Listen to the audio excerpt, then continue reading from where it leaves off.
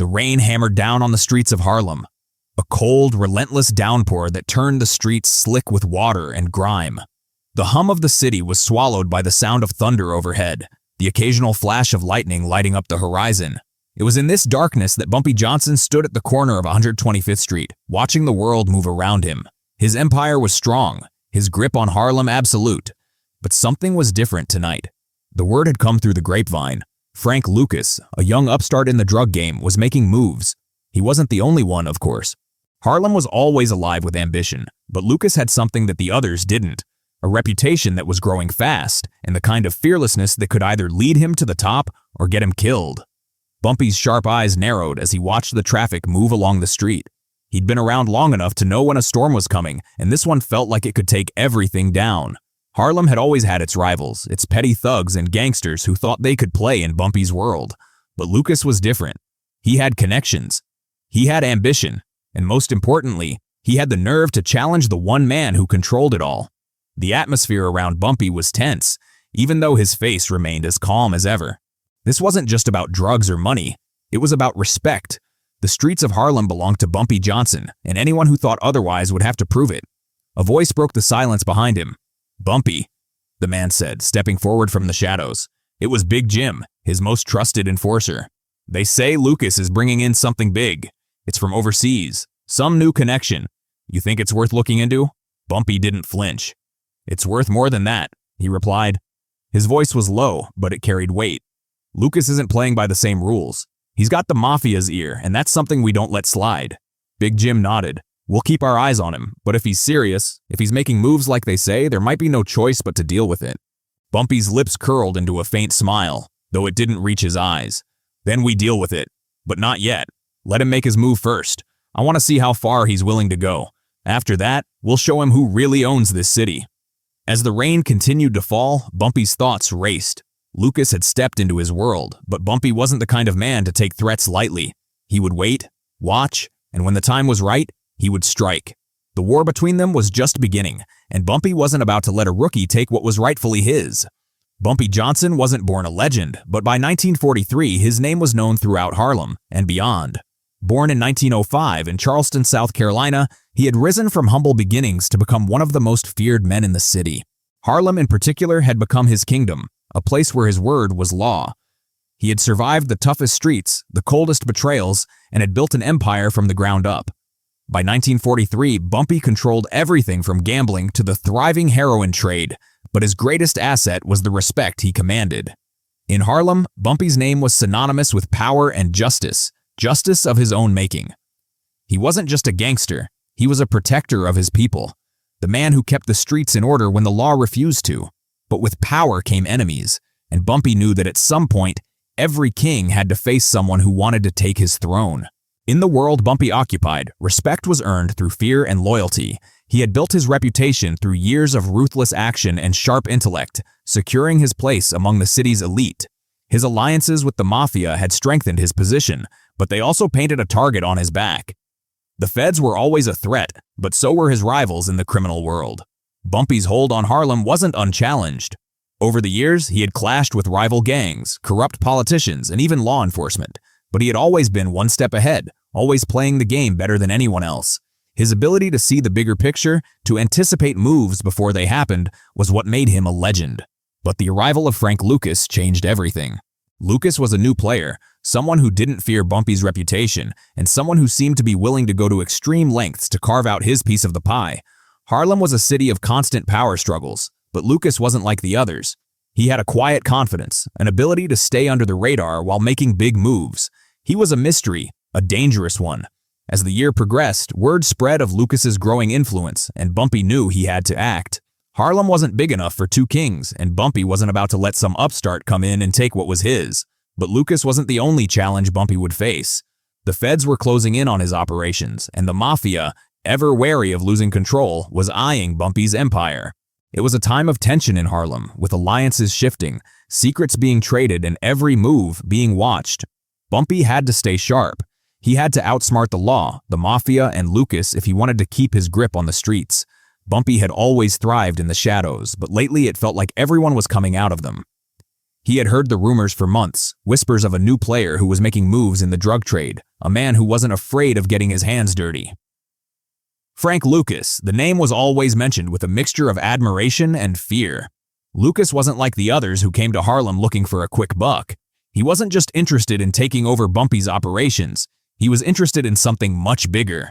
He had connections that Bumpy hadn't seen before, ties to the opium trade that stretched across the world. For a moment, it seemed like the entire city was buzzing with the question, who was this man, and how far would he go? But it wasn't just the drugs that put Bumpy on edge. It was the way Lucas moved through the streets, the way he operated with a quiet confidence that bordered on arrogance. He was making moves without consulting Bumpy, without asking permission, and that was something Bumpy couldn't let slide. The streets weren't just about power, they were about respect, and Frank Lucas was trampling all over the respect Bumpy had built. Bumpy wasn't one to be disrespected. He had dealt with plenty of rivals, but none like Lucas.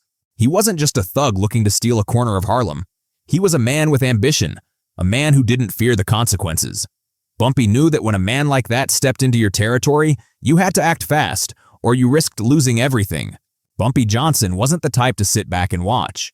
His entire career was built on seizing control before his rivals had a chance to act. So when word came through that Frank Lucas had stepped up his game, making inroads with powerful people in the drug trade, people Bumpy hadn't worked with, it struck a chord in him. He'd never been one to share the pie. Harlem had always belonged to him, and no one was about to walk in and take what was his. It wasn't just the drugs, it wasn't just the money, it was respect. Bumpy had earned the loyalty of the streets, the fear of anyone who dared to challenge him. And now, here was a young man, fresh on the scene, making deals with the very people who could tear Bumpy's empire apart. The Mafia wasn't blind. They saw the danger in Lucas's sudden rise, and it didn't help that Lucas had the backing of some of their own men. As Bumpy sat in his dimly lit office, overlooking the bustling streets of Harlem, his mind churned with the possibilities. Frank Lucas wasn't some street rat. He was a player, and players had to be dealt with swiftly. The last thing Bumpy wanted was to see Harlem overrun with a new breed of criminal. The old guard, men like him, had built this city from the ground up. Lucas didn't understand the rules, but Bumpy was about to teach him. "I don't like it, Jim," Bumpy muttered to his most trusted enforcer, Big Jim, who had been with him for years. "The boy's getting too big for his britches." Big Jim, a massive man with a face hardened by years on the streets, nodded silently. "He's been making moves in the heroin trade, right? Moving it in from overseas, trying to cut you out." Bumpy's eyes narrowed. "Yeah, and that's the problem. He's making deals with the wrong people. But we can't let him think he can just step in and take over. This isn't a game. I didn't build Harlem by asking for permission." The room was quiet, save for the faint hum of the city below. Bumpy leaned back in his chair, rubbing his jaw thoughtfully. "I don't like having my name whispered behind my back, Jim, especially not by someone who doesn't know their place. We need to send a message." Big Jim shifted uncomfortably, but his loyalty to Bumpy was absolute. "What's the plan?" Bumpy stood up, his gaze piercing, the weight of his authority settling into the air. "We hit him before he gets too comfortable. But it's not just about hitting him, Jim. It's about showing the streets who's boss. We need to remind everyone that Bumpy Johnson is the one who runs Harlem." Bumpy's plan was simple, calculated, and ruthless, exactly how he liked it. He wasn't going to go after Lucas directly, not yet.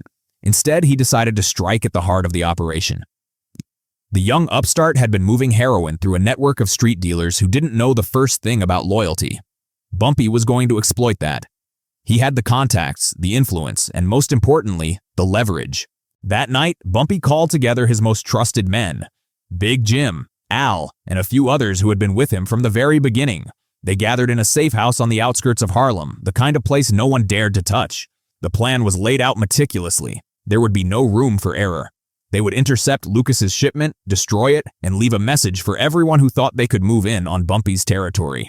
The men arrived in cars with tinted windows, a few weapons tucked under their jackets. They moved quickly, silently, the night air thick with tension. The shipment had been scheduled to arrive in a few hours, and Bumpy wasn't about to waste any time. He had a point to prove. As they waited, Bumpy's mind raced, his thoughts never straying far from Lucas. The young man didn't know it yet, but his rise was about to come to a screeching halt. Bumpy wasn't going to let him outmaneuver him, not on his streets, not in his city. He had learned long ago that to stay on top, you had to crush the competition before they had a chance to grow. And Frank Lucas, for all his ambition, was no different than any other challenger Bumpy had faced. He was going to learn the hard way that there was only room for one king in Harlem. The hours passed slowly, but the moment Bumpy had been waiting for finally arrived. The convoy carrying the heroin pulled into the alleyway where the deal was supposed to take place. Bumpy's men were already in position, and the tension in the air was thick enough to cut with a knife. The shipment was loaded into a nondescript truck, a perfect target. The streets were eerily quiet, with only the sound of footsteps and distant sirens echoing off the buildings. The moment the truck stopped, Bumpy and his men moved in. They surrounded the vehicle, their guns raised, the sound of metal clicking and boots on concrete filling the air. One of Lucas's men stepped out of the truck, clearly confused by the sudden appearance of Bumpy's crew. He looked around, trying to assess the situation, but before he could react, Big Jim stepped forward and slammed him against the truck. "Where's Lucas?" Bumpy's voice was cold, and the man hesitated, fear flashing in his eyes. "Who the hell?" the man began, but Bumpy cut him off with a single movement, his gun pressed against the man's temple. "You'll answer me, or I'll make you," Bumpy said. His eyes were hard as steel. The man swallowed, his fear palpable. "He's not here. But this is his shipment. You can't just take it. Lucas'll come for you." Bumpy smiled, a cold, knowing smile. "Lucas doesn't scare me, and neither do you." With a swift gesture, Bumpy's men went to work, unloading the heroin and pouring gasoline over it. The message was clear. This wasn't just about drugs, it was about sending a message to Lucas, to anyone who thought they could play in Bumpy's world. As the flames flickered to life, Bumpy turned and walked away, his men following behind him, leaving the burning remnants of Lucas's shipment behind them. This wasn't just a blow to Lucas's operation, it was a declaration of war. The fire raged in the background, casting an orange glow that flickered across the alleyway. The smell of burning product filled the air as the heroin shipment, which could have brought Frank Lucas millions, was reduced to nothing more than a pile of ash and smoke. But the message was clear. Bumpy Johnson was the one in charge, and anyone who tried to cross him would suffer the consequences. Bumpy walked away from the flames, his steps measured and deliberate. He didn't need to say anything. The action spoke for itself. As he moved down the darkened streets, he could feel the eyes of Harlem on him, waiting for his next move. They knew that this was just the beginning, that the war with Frank Lucas had only just begun. But Bumpy had made his mark, and there was no turning back. Big Jim and the others followed close behind, their expressions hard but respectful. They knew better than anyone the weight of Bumpy's decisions.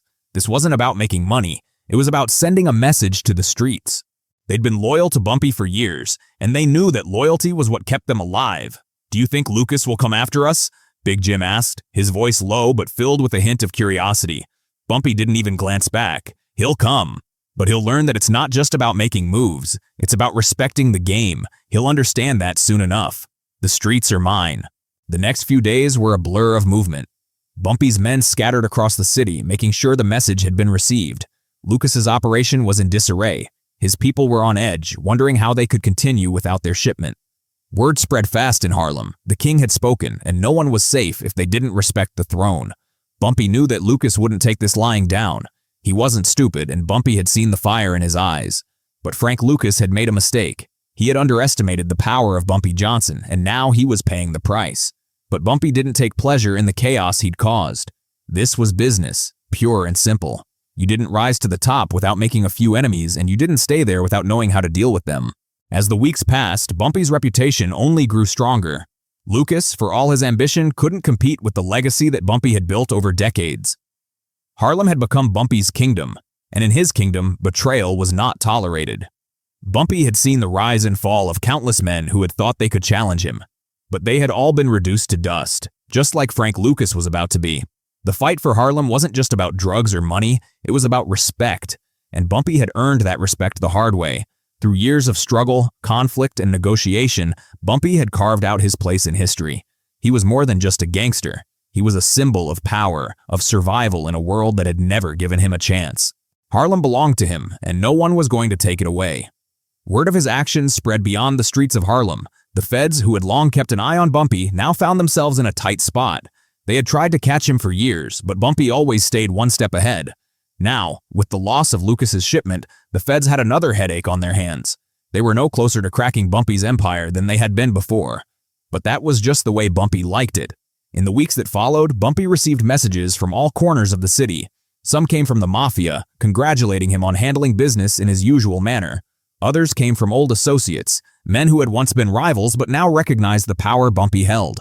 Harlem was his, and no one was going to take that away from him. The streets of Harlem had long been a place where loyalty and respect meant everything. In the criminal world, there was no room for weakness, and Bumpy had proved once again that he was a force to be reckoned with. Bumpy Johnson's war with Frank Lucas wasn't just about a shipment of heroin. It was about something far more important.